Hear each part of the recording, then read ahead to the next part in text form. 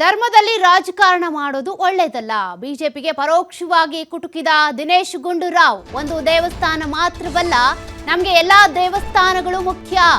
ದಿನೇಶ್ ಗುಂಡೂರಾವ್ ಈ ರೀತಿ ಕುಟುಕಿದ್ದಾರೆ. ಬಿಜೆಪಿಗೆ ಪರೋಕ್ಷವಾಗಿ ಟಾಂಗ್ ಕೊಟ್ಟಿದ್ದಾರೆ ದಿನೇಶ್ ಗುಂಡೂರಾವ್.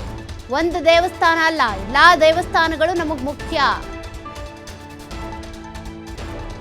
ಧರ್ಮದ ವಿಚಾರದಲ್ಲಿ ಅನಾವಶ್ಯಕವಾಗಿ ರಾಜಕಾರಣ ಮಾಡೋದು ಸರಿಯಲ್ಲ.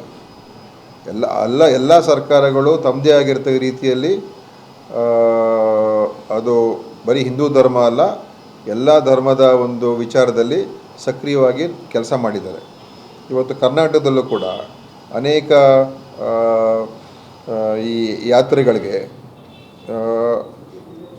ನಮ್ಮ ಸರ್ಕಾರಗಳು ಕೂಡ ಸಹಕಾರ ಕೊಟ್ಟಿದೆ. ಇವತ್ತು ರಾಮಲಿಂಗಾರೆಡ್ಡಿಯವರು ಅನೇಕ ಕಾರ್ಯಕ್ರಮಗಳನ್ನು ಅವರು ಕೂಡ ಮಾಡ್ತಾ ಇದ್ದಾರೆ.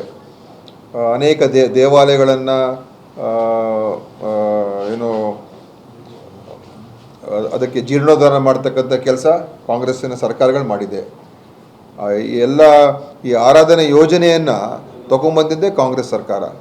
ಎಲ್ಲ ಗ್ರಾಮಗಳಲ್ಲಿ ಸಣ್ಣ ಪುಟ್ಟ ಊರುಗಳಲ್ಲಿ ಸಣ್ಣ ದೇವಸ್ಥಾನಗಳನ್ನು ಅಭಿವೃದ್ಧಿಪಡಿಸಬೇಕು. ಎಲ್ಲ ದೇವಸ್ಥಾನಗಳು ಮುಖ್ಯ ತಾನೇ, ಅದು ಒಂದು ದೇವಸ್ಥಾನ ಮಾತ್ರ ಮುಖ್ಯ ಅಂತ ಹೇಳೋಕ್ಕಾಗಲ್ಲ. ಸೊ ಈ ರೀತಿಯಾಗಿ ಮಾಡಿದ್ದೇವೆ. ಇದು ಒಂದು ಸರ್ಕಾರದ ಜವಾಬ್ದಾರಿಯಾಗಿ ಮಾಡ್ತೀವಿ ಅಂತ ಹೊರತು ಅದರಿಂದ ನಮಗೆ ನಮ್ಮಿಂದ ಧರ್ಮ ಉಳಿತಾ ಇದೆ ಅಂತ ಏನಲ್ಲ.